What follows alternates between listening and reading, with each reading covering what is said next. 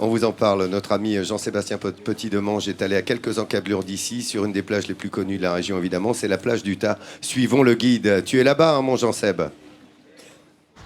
Imaginez, il y a pratiquement 70 ans, jour pour jour, heure pour heure, ici même, à Utah Beach, il y avait 23 000 soldats américains de la première armée américaine qui ont débarqué pour libérer la France et l'Europe.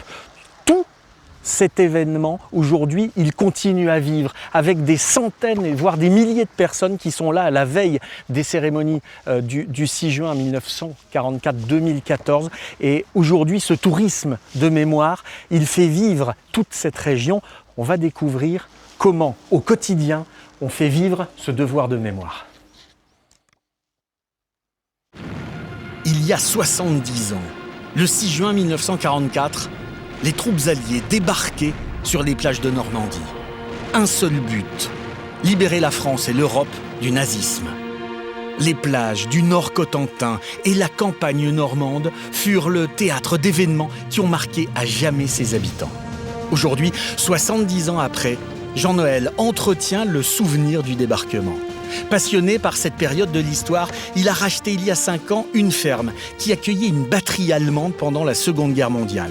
Ce vestige de l'occupation sert de décor à sa chambre d'hôte.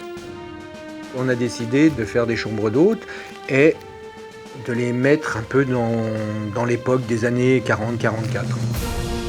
À l'intérieur, la vie des années 40 telle qu'elle était à l'époque. Jean-Noël a recréé lui-même tous les décors. J'ai toujours été passionné par l'histoire et quand on est passionné par l'histoire, on aime la sentir, on aime s'en approcher. Moi, je donne une petite dynamique où je loge les gens, où j'immerge les gens, où je les emmène sur les endroits mêmes et ils s'approprient différemment l'histoire. Dans son jardin, il a reconstitué une véritable batterie allemande avec tous les éléments caractéristiques et toutes les pièces d'artillerie. Ici, on a reconstitué une batterie antiaérienne allemande. Il y a même la sirène qui servait à réveiller les gars en cas d'alerte. Donc, vous voyez.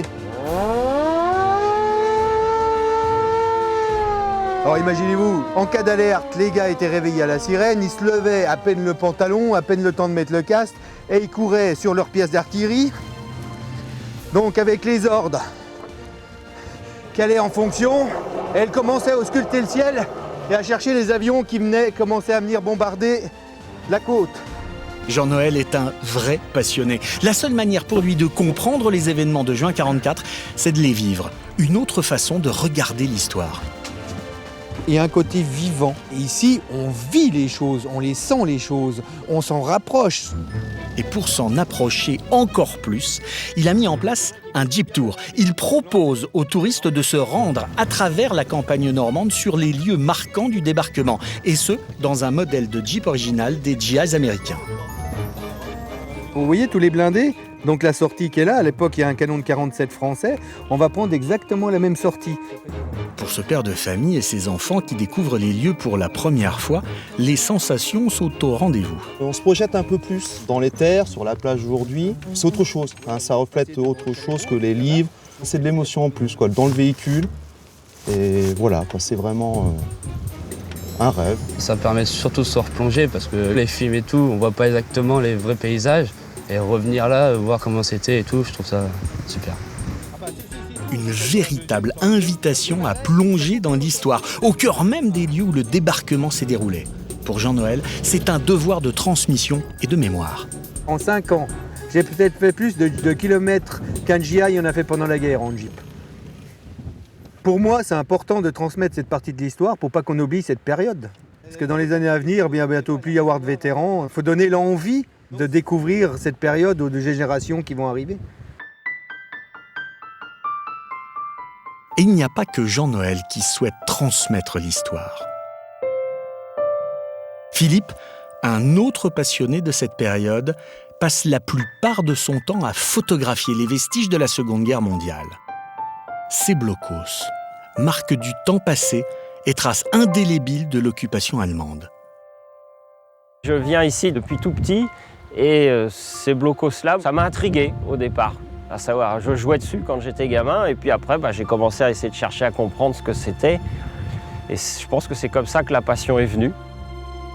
Pour Philippe, Ces blocos appartiennent désormais au patrimoine des plages du Nord Cotentin. Il faut donc les préserver et ne pas oublier. En gardant des traces comme ça du passé, de ce passé un peu noir qui est la Deuxième Guerre, ça peut éviter à ce qu'on recommence. Ça peut servir à expliquer aux jeunes générations les erreurs qu'on a faites au passé et pour ne pas les refaire.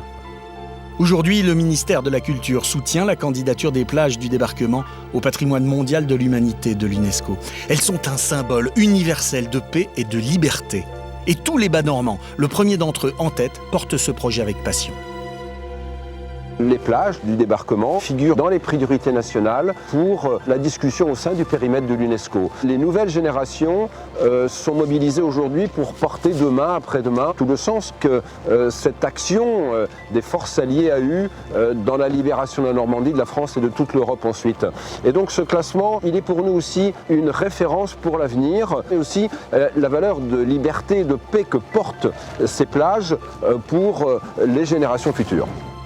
Ces plages du Nord Cotentin portent encore les stigmates de la Seconde Guerre mondiale. Mais elles sont le témoignage d'un temps révolu, celui où l'Europe se déchirait.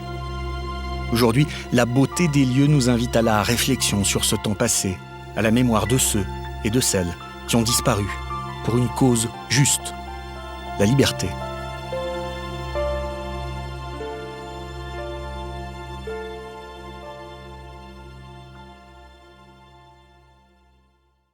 Alors, il est question du classement au patrimoine mondial de l'UNESCO de ces plages du débarquement. Et ce classement, s'il en est encore besoin, serait la reconnaissance, surtout l'officialisation de l'importance de ces lieux dans le patrimoine historique mondial. Parce qu'ici se sont jouées les heures cruciales de l'histoire de l'humanité. Un véritable tournant historique. Il y a donc une valeur symbolique, une force d'évocation totalement inégalable.